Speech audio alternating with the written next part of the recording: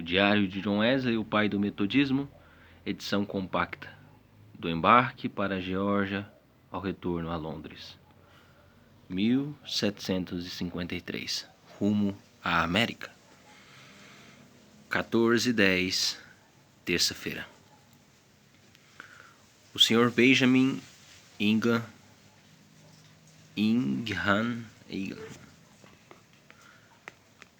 do Queen College, Oxford, Sir Charles de la Motte, filho de um magistrado em Londres, que alguns dias antes havia se oferecido, meu irmão Charles, Wesley e eu pegamos um navio para Gravesend, com a finalidade de embarcarmos para a Geórgia. Nosso objetivo, ao deixarmos nosso país nativo, não era evitar a escassez.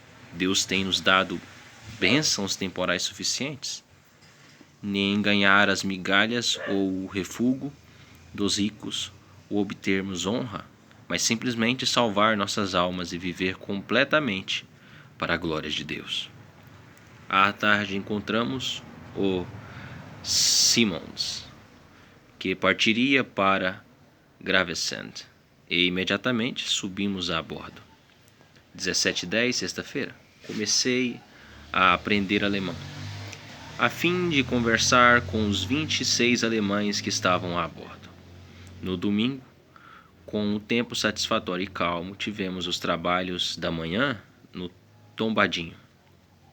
Primeiro, preguei de improviso e, a seguir, ministrei a ceia do Senhor para 6 ou 7 comungantes. Um pequeno rebanho, que possa Deus aumentá-lo. 20:10, segunda-feira. Confiantes de que a abnegação, ainda que nas menores coisas, poderia ser-nos útil, pelas bênçãos de Deus, deixamos completamente o uso de carne e vinho e nos limitamos a comer vegetais, principalmente arroz e biscoito. À tarde, David Nietzscheman,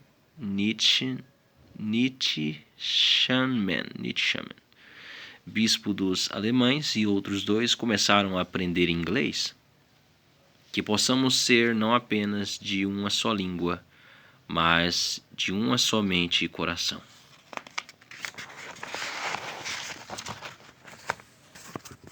De 21:10, terça-feira. Partimos de Gravesend quando estávamos aproximadamente a meio caminho das areias de Goodwin. De repente, o vento parou. Se a calmaria tivesse continuado até o refluxo, o navio provavelmente teria se partido. Mas o vento forte retornou por 1 hora e nos levou para Dons. Somos um pouco mais regulares agora. Nosso modo simples de viver era esse. Das 4 às 5 horas da manhã, cada um de nós faz sua oração pessoal. Das 5 às 7 horas, lemos a Bíblia juntos, comparando-a cuidadosamente, para não nos apoiarmos em nossas próprias convicções, com os escritos dos últimos tempos. Às 7 horas, tomamos o café da manhã. Às 8 horas, lemos as orações públicas. Das 9 às 11, habitualmente aprendo alemão e o Sr. de la Motte, grego. Meu irmão escreve sermões e o Sr. Ingham instrui as crianças. Ao meio-dia nos encontramos para prestarmos contas uns aos outros do que fizemos desde nosso último encontro e o que pretendemos fazer antes do próximo. Por volta de 1 hora da tarde almoçamos. Do horário do almoço até às 4 horas, lemos para aqueles pelos quais cada um de nós se responsabilizou, ou conversamos com eles conforme a necessidade requeira. Às 4 horas somos os oradores da tarde, quando a segunda lição é explicada, que sempre era feito pela manhã, ou as crianças são catequizadas e instruídas antes da congregação. Das 5 às 6 horas da tarde, lemos novamente as orações em particular. Das 6 às 7 da noite, leio em nossa cabine para 2 ou 3 dos passageiros, 2 dos 8 ingleses que haviam a bordo. E cada um dos irmãos leem para mais alguns deles. Às 7, reúno-me com os alemães no seu culto público, enquanto o Sr. Ingham lê entre os convéses para todos que desejam ouvi-lo. Às 8 da noite, encontramo-nos novamente para exortarmos e instruirmos uns aos outros. Entre 9 e 10 da noite, nos recolhemos onde nem mesmo o rugido do mar e o movimento do navio podem perturbar o sono refrescante que Deus nos proporciona. 24 e 10. Sexta-feira. Com o mar agitado,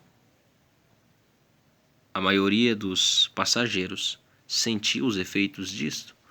O Sr. Delamotte ficou muito doente por diversos dias. O Sr. Ingham por cerca de 1 hora. A cabeça de meu irmão doeu muito. Até agora, no entanto, agradou a Deus que o mar não me perturbasse. Nem me senti impedido por 1/4 de hora sequer de ler, escrever, compor ou realizar alguma tarefa que pudesse ser feita em terra firme. 31/10. Sexta-feira.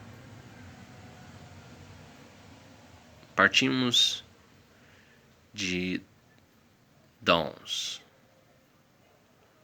Às 11 horas da noite, fui acordado por um grande barulho. Logo me certifiquei que não havia perigo algum, mas a simples apreensão disto deu-me uma clara compreensão de como devem ser aqueles que estão a todo momento à beira da eternidade. 1º de novembro, sábado.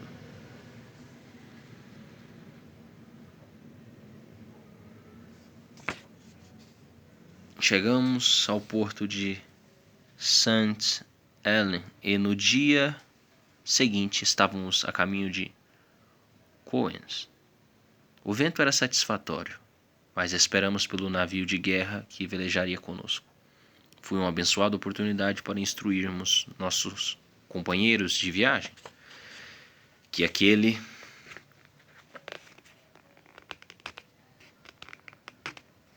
cuja semente semeamos faça com que ela cresça. 20/11, quinta-feira. Descemos em direção ao ancoradouro de Yarmouth, mas no dia seguinte fomos forçados a voltar para Cowes. Durante nossa estadia ali tivemos várias tempestades. Em uma delas, 2 embarcações que estavam no ancoradouro de Yarmouth se perderam. Distribuímos alguns livros entre os muitos que estavam ali, que os receberam com todas as expressões possíveis de agradecimento. 21/11, sexta-feira. Uma jovem, recuperando-se de uma perigosa enfermidade, pediu-me para ser instruída sobre a natureza da ceia do Senhor. Eu pensei que caberia a ela primeiro ser instruída sobre a natureza do cristianismo e fixei 1 hora por dia para ler o Tratado sobre a Perfeição Cristã do Sr. Lau. 23/11, domingo. À noite fui despertado pelo agito do mar e rugido do vento, o que me mostrou dolorosamente o quanto eu era incapaz, visto que eu não estava disposto a morrer. 10/12, quarta-feira. Hoje falei reservadamente sobre religião a alguém com quem havia falado 1 ou 2 vezes antes. Em seguida ela me disse em lágrimas: minha mãe morreu quando eu tinha apenas 10 anos. Algumas de suas últimas palavras foram: filha, tema a Deus e, embora você me perca, nunca necessitará de um amigo. Agora encontrei um amigo, quando eu mais queria e mais esperava por um. 21:12. Domingo. Tivemos 15 comungantes, o que era nosso número usual aos domingos. No Natal tivemos 19, mas no Ano Novo apenas 15.